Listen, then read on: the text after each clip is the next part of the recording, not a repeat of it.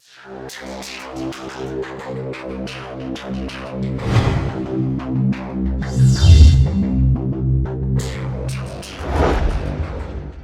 2025년 6월 26일 이정훈입니다. 1988년부터인가요? 우리가 육공을 열면서 독재와는 상당히 떨어진 민주국가가 됐습니다. 그런데 이재명 정부가 출범하면서 다시 우리는 독재에 대해 고민해야 되는 시기에 진입했다라고 봅니다. 이재명 세력은 윤석열 정권에 대해서 검찰 독재를 한다라고 주장했지만 윤석열 정권의 검찰은 힘이 없었습니다. 이렇게 독재를 비판했던, 검찰 독재를 비판했던 이재명 정부가 특검 독재에 들어갑니다. 특검 독재에 이어서는 아마 중대범죄수사청을 앞세운 독재를 할 겁니다. 그리고 공수처를 내세운 독재도 할 수 있고요. 그리고 인민독재로 간다. 저는 이렇게 봅니다. 자, 이 이재명 세력은 참 용어를 희한하게 만듭니다. 법화의 여왕은 누굽니까? 여러분들이 낸 세금을 가지고 공무원들이 사용하게 돼 있는데 그걸 유용한 법화의 여왕은 누굽니까? 지금 최민희 민주당 의원은 이진숙 방통위원장이라고 주장하지만 제 머릿속에는 김혜경 영부인, 이미 김혜경 여사께서는 2심에서 유죄 판결이 나왔죠. 법화를 썼다. 그리고 이재명 정부가 독재를 한다는 거는 그는 이미 사법적으로 유죄를 받은 사람입니다. 사법부가 제대로 활동하지 않아서 그렇지 제대로 활성했으면 벌써 유죄가 나와서 지난번 대통령 선거에 나오지 못할 사람인데, 그리고 어찌됐든 지난 대선이 있기 전에 그는 유죄 확정 판결을 받았는데 그걸 무시하고 대통령이 돼버렸습니다. 이건 진짜 독재죠. 앞으로 이러한 이재명 독재에 대해서 대한민국이 어떻게 상대할 것이냐, 어떻게 그를 제압할 것이냐 고민해야 됩니다. 지금 내란 특검의 이 위세가 도를 지나치고 있습니다. 윤석열 체포영장 청구했다가 기각이 됐는데 기각될 수밖에 없어요. 제가 보니까 처음부터 이 체포 이유로 제기했던 게 경찰이 윤석열을 3번 소환했는데 응하지 않았다. 소환에 응하지 않으면 체포영장 청구하는 게 일반적인 순서죠. 그런데 경찰이 청구했다는 그 소환 통지를 이제 와서 보니까 하나는 그 통지서가 왔을 때는 오라고 한 날짜가 이미 지나버린 거고, 두 번째는 제대로 왔어요. 그래서 윤석열 측이 서면 조사나 이런 걸로 하자라고 했더니 묵살해버렸고, 그리고 나머지 3번째 소환은 이미 특검이 출범해서 할 수 있는데 경찰이 또 자기 자료를 특검으로 넘긴다 그랬죠. 그래서 왔고, 그때 이미 윤석열 측은 특검과 출석 문제를 놓고 논의하는 시점이니까 그래서 안 간 건데, 이걸 가지고 이거는 진짜 별거 아닌 걸 가지고 3차례 소환에 응하지 않았다라고 해서 체포를 하려고 했습니다. 그런데 이제 또 6월 28일 윤석열 특검으로 나와라 라고 일방적으로 소환을 했어요. 이게 특검의 건방이에요. 왜 이걸 언론에 알리지? 당사자인 윤석열 측에 알려야지. 이게 과거에 윤석열 대통령이 최순실 특검에서 활동할 때, 그때 특검이 피의사실 공표죄 대상이 아니었죠. 그래서 언론 플레이를 참 많이 했습니다. 이 특검이 이게 문제예요. 검사들이 피의자의 범죄 사실을 공개하면 그 처벌을 받는데, 그때 최순실 특검은 그걸 해도 처벌을 안 받는다는 면책 조항이 있었습니다. 지금 내란 특검도 그게 있는지 모르지만은 윤석열을 지금 내란범으로 확정해서 오라가라 언론에 마구 알리고 있습니다. 이거 사실 특검도 한번 봐야 돼요. 이에 대해서 윤석열 측이 아니 왜 언론에 먼저 공개해? 나한테 줘야지. 그리고 언제 할지는 또 나도 당사자니까 나랑 상의를 해서 네가 일방적으로 왜 결정해? 하고 이제 일단 시비를 붙는 모습입니다. 이거는 특검의 독재를 막기 위해서라도 이런 저항을 해야 됩니다. 이 특검이 얼마나 지금 오바를 하고 있는가 하면은 사세행이라고 있어요. 사법정의 바로 세우기라고 하는 좌파들의 단체입니다. 시민단체라고 하는데 시민이 좌파만입니까? 어쨌든 좌파단체인데 그들이 지금 쥐기현 내란 우두머리 사건으로 지금 검찰이 기소해서 윤석열 전 대통령은 서울 형사지법에 재판을 받고 있는데 그 재판을 담당한 판사가 부장판사가 지귀연이죠. 그 지귀연 씨가 이 재판을 하기 전에 윤석열 대통령을 석방했습니다. 그때 시간수를 계산해야 되나 이런 이유를 해서 구속을 풀어주라 그랬는데 그것이 직권남용이라고 고발을 했습니다. 그리고 그때 지귀연 씨가 풀어주라고 할 때 검찰에서 항고라 그러나 그걸 하지 않았죠. 그러니까 그냥 그때 심우정 검찰총장이 그냥 그대로 받아들였습니다. 이것도 직권남용이라고 보고 공수처에다가 이걸 고발했었습니다. 근데 공수처가 이 지귀연 부장권하고 심우정 검찰총장권을 내란 특검으로 넘겼습니다. 이게 내란인가요? 내란 우두머리 수사와 재판과 관련된 거다라고 할 수 있겠지만 직접적인 내란 사건은 아닌데 이걸 또 덜렁 내란 특검이 받았습니다. 지금 내란 특검이 이 조은석 특검이 거의 제왕적 대통령적 이런 권한을 행사할 수 있는 길로 달려가고 있습니다.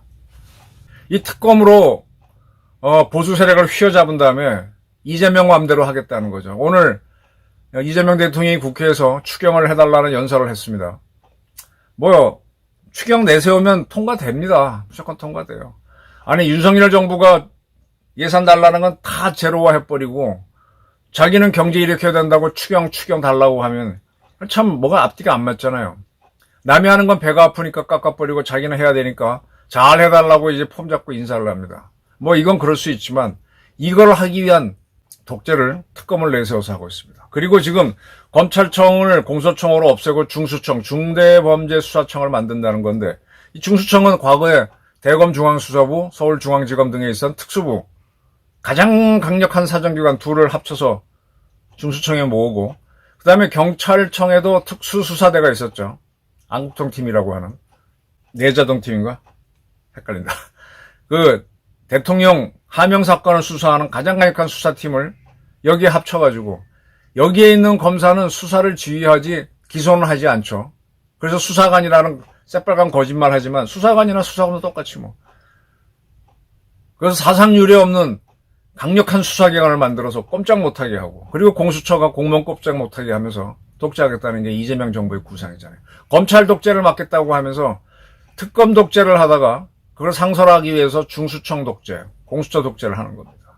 그리고 여차하게 틀리면은 좌파단체가 뭐라고 떠들면 그들이 고소고발한 건 전부 다 수사하는 그렇게 해서 인민민주주의로 가기 위한 길을 닦고 있습니다. 지금 이재명 정권이 아주 웃기는 게 이준숙 씨를 법화의 여왕이라고 공격해야 되는 거예요. 글쎄, 이준숙 씨가 방통위의 위원장으로 있으면서 법화를 쓰면서 빵을 많이 샀다. 빵을 돌렸는지 어떤지 모르지만은 좀 사긴 샀어요. 그러면서 법화의 여왕이라 그러는데 법화의 여왕은 김혜경 대통령 영부인이죠.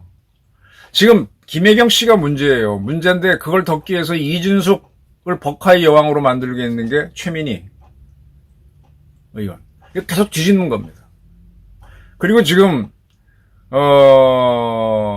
김혜경 여사에 대한 마지막 30 법화 위반에 대한 3심도 연기할 것 같아요. 그 대통령 재임 중에는 재판 안 받게 할 것 같은데 이걸 일로 돌리고 있습니다. 이게 계속 매니플레이션 공작이고 조작이에요. 지금 이준숙 씨가 있는 방송통신위원회라고 하는 거나 합의체입니다. 여러분들 외무부, 외내 제법 나가는 그런 정부 부하고 조달청, 병무청, 청, 그 다음에 또 무슨 처 있죠. 이 행정부에 있는 그런 부나 처나 청, 원 이런 것들은 독임제 그 기관의 장이 결정하는 겁니다. 그 안에서 숱한 의견이 있더라도 마지막 장관이나 처장이나 청장이 이걸로 합시다 하면 결정이 되는 거예요. 그리고 대통령도 사실은 독임제예요. 각 부에서 다른 의견이 올라와도 이걸로 가시오 하면 그걸로 결정이 되는 거잖아요. 이 정부, 행정부 기관 중에는 독임제 기관이 있고 또 합의체 기관이 있습니다. 이건 대개 위원회라고 되어 있습니다. 방통위원회는 방통위원장을 포함해서 이 방통위원들이 서로 협의를 해서 이렇게 결정하는 거예요. 근데 이제 대통령이 바뀌면은 우리나라 여론이 특히 방송 여론이 중요하기 때문에 방통위 구성원을 바꾸려고 하죠. 근데 이걸 못 바꿔요. 왜냐하면 합의체로 해갖고 뭐 대통령이 누가 추천한 사람, 국회의원, 여당, 야당이 한 사람이 따로따로 있다 보니까 못 바꿔서 정부는 이려고 하려고 하는데 방통 쪽은 반대하고 해서 싸움이 자꾸 일어납니다. 그래서 윤석열 정부가 들어선 다음에 방통위원들을 교체하는 과정에서 갈등이 되게 많았잖아요. 이진숙 씨가 그걸 좀 서로 통일하게 하자라고 했더니 이진숙 씨가 방통위원회를 뭐 방송통신부 또는 방송통신청으로 이런 독임제를 하려고 했다라고 공격을 해대면서 법화의 여왕 빵여사라고 뭐 공격하는 뭐 이렇게 공격을 해대고 빵진숙이라고 공격하고 있죠. 근데 지금 이재명 정부에서는 지금 방통위원회에서 이제 이진숙 씨가 자기 임기 동안 계속 방통위원장 한다 그러면 갈등이 생기잖아요. 그래서 어떻게 방통위를 날리려고 하는가 하면은 조직 개편을 합니다. 자기는 입법권을 갖고 있으니까 국회에서 방송통신문제위원회를 다루기 위한 새로운 기구를 만드는 거죠. 그러면서 부칙에 기존 이진숙 씨가 위원장을 하는 방통위원회는 업무를 정지한다. 딱 달아서 법을 만들어서 그 새로운 위원회는 뭐 방송통신신위원회 이렇게 이름만 지으면 되는 거죠. 이런 식으로 인해서 이렇게 해가지고 대통령과 임기가 안 맞는 윤석열 정부가 임명했는데 그게 이제 합의제 기관이라서 대통령이 추천하는 사람들 이런 다 임기대로 있게 되면은 이재명은 자기 마음대로 못하니까 새로운 똑같은 기능이지만 거의 같은 기능이랑 하는 다른 기구를 만들어서 입법부에서 만들면 되잖아요. 저걸 날리는 이런 식으로 갑니다. 진짜 독재를 합니다. 저도 이거 최근에 알았어요. 지금 이거 막을 방법이 없어요. 그리고 아주 극단적으로 제가 보기에는 조선일보를 어떻게 이재명 여권이 잡으려고 하냐. 조선일보 폐간에 관한 법을 만들어 통과시키면 돼요. 그것도 할 수 있는 집단이 이재명입니다. 왜냐? 이재명 스스로가 정과 4범이었고 정과 5범이 되기 직전에 이미 유죄가 나왔다. 그래서 다시 형량을 결정해라. 대법원이 했는데 그 재판도 사실은 지난 대선 전에 열리기로 했는데 그거 못 열게 해놓고 압박을 가해서 당선되고 나서는 싹 뭐 민주주의 하는 것처럼 이런 독재가 어디 있습니까? 법화의 여왕 김혜경이 있는데 이준숙으로 만들고 그리고 지금 특검 독재를 통해서 꽉 세상을 얼어붙게 만들고 중수청 공수처 독재를 이어가려고 합니다. 그리고 좌파 시민단체와 결합해서 인민독재를 하려고 하죠. 자, 이렇게 독재로 나가는 거에 대해서 지금 뭐 언론도 고개를 숙여 그런지 이재명 대통령 지지율이 2% 올랐다, 뭐 국힘은 오히려 줄었다 이런 보도들이 나오는데 결국은 국민들이죠. 국민들이 이걸 수용하면 물론 독재도요. 박정희 독재처럼 경제를 살리고 국가를 부강시키는 쪽으로 가게 되면 전 독재도 용인할 수 있다고 봅니다. 그리고 독재라는 것도 공화정을 만든 로마에서도 독재는 필요하면 하라고 돼 있습니다. 독재관, 딕테이터, 딕타토르는 필요시 하게 돼 있습니다. 근데 지금 이재명 정권이 하는 걸 보게 되면 앞으로 경제를 하려면은 AI 또 새로운 산업을 하려면 전기가 필요한데 전기는 원자력으로 해야죠. 가장 싸게. 우리 기술도 좋고. 미국도 원자력 한다는데 원전은 안 하고 재생에너지로 가겠다. 그러니까 80%는 맞는데 20%가 결정 틀려. 이건 사기입니다. 그리고 지금 앞으로 북핵을 어떻게 문제 제거할 거냐에 대해서는 절대 언급도 안 해. 북한 문제가 가장 위협인데 그 위협이 아니다라고 해놓고 다른 문제를 가지고 무슨 뭐 실용 외교를 하면서 실용 외교는 색깔이 없다 그러는데 외교에 왜 색깔이 없어? 빨갱이들하고 같이 놀면 그 빨갱이지. 외교가 가장 색깔이 있는 거고 안보가 색깔이 있는 거요. 근데 없다는 거짓말을 하지 않습니까? 이런 정권이 등장해서 끌고 가는데 참 우리 국민들이 차분히 가만히 있으면 그 국민들이 나중에 당할 때도 어느 누구도 도와주지 않습니다. 뭐 지금 당장에 어쩔 수 없겠지만 차츰 문제가 생길 거예요. 전기 문제에서부터 이런 사기 독재, 지금 내란 특검이 얼마나 지금 오바를 하고 있습니까? 이재명 인민독재에 대해서 우리 국민들이 어떤 저항을 할 것이냐. 이것이 저는 지난 88년부터 따지면 30몇 년 유지해 오면서 민주주의를 닦고 왔는데 그렇게 닦아온 민주주의를 포기하는 것이다. 우리 국민들한테 책임을 물을 수밖에 없다. 저는 이렇게 봅니다. 감사합니다.